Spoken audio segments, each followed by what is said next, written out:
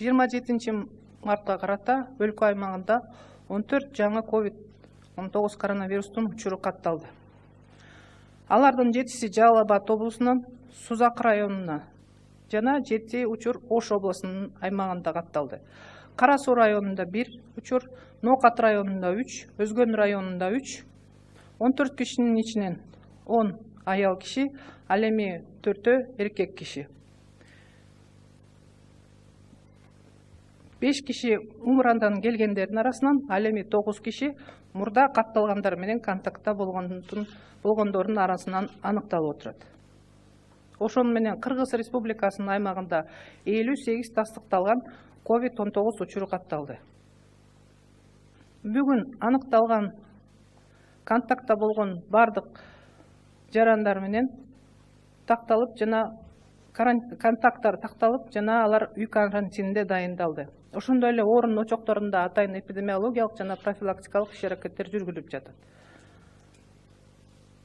Аныкталган 58 оорулуулардын абалдары туруктуу деп айтсак болот. Буга чейинки аныкталгандардын 6-оосу жандандыруу реанимация бөлүмүндө абалдары жакшыргандыгына байланыштуу жөнөкөй палаталарга которулду. Жалал Абад областында 1 оорулуу жандандыруу реанимация бөлүмүндө кармалууда. Белгилеп айта кетүүчү нерсе, жандандыруу бөлүмүндө түшкөндөрдүн эч кимиси өпкөнү жасалма дем алдыруу абалына түшкөн эмес. Республиканын бардык аймагында мобилдик дарыгерлер бригадалары иштеп жатат. Мобилдүү топторго үй карантинге алынган жарандарга медициналык кароо жүргүзүлөт. Кандайдыр бир оорунун белгилери пайда болсо, мисалы үчүн жөтөл, же болбосо дене табынын температурасы көтөрүлсө, ошол мобилдик бригада үй карантининдеги жарандардын үйүнө барып, госпитализациялоо же болбосо лабораториялык изилдөө өткөзүү иш-аракеттерин жүргүзөт. Эгер карантинде жаткан жарандардын суроолору болсо, консультация алгысы келсе, алар 118 жана 112 кыска номерлерине акысыз өз дарыгерлерин маалымат алса болот. Албетте көп суроолор келип атат. Баягы медициналык кызматкерлерди жумуш ордуларына жеткизүү жана аларды жумуш ордуларынан үйлөрүнө жеткизүү боюнча. Саламаттык сактоо министрлиги атайын буйрук дайындалды. Ал буйруктун негизинде бардык саламаттык сактоо уюмунун мекемелеринин жетекчилери өздөрүндө иштеген медициналык кызматкерлерин жеткирүү боюнча транспорт дайындаш керек. Андан сырткары комендатурадан ошол транспортко пропуск алыш керек. Бүгүнкү күндө ал приказды аткаруу боюнча биздин националдык госпиталь 8 микроавтобус алып, өзүнүн кызматкерлерин үйлөрүнө жеткизип жана жумушта жеткизип келип атат.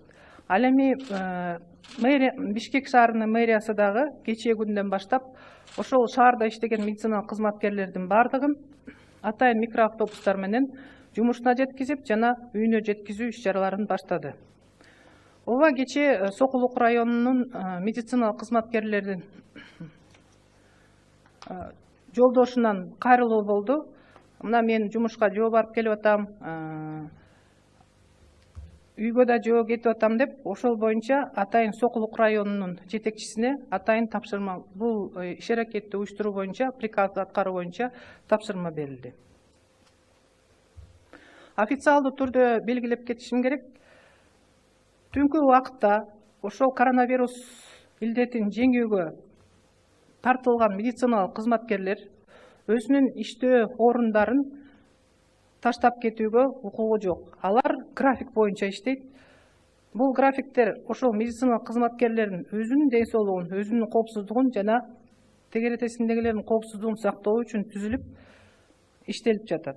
Бул кызматкерлер ошол мобилдик бригадада иштеген кызматкерлер болобу, же болбосо очокто иштеген кызматкерлер болобу, биринчи учурда атайын коргоочу каражаттар менен камсыз болунат. медициналық қызматкерлердің денсаулығын сақташ үшін, коопсуздугун камсыз кылыш үчүн Саламаттык сактоо министрлигинин дагы бир буйругу чыкты. Бул буйруктун негизинде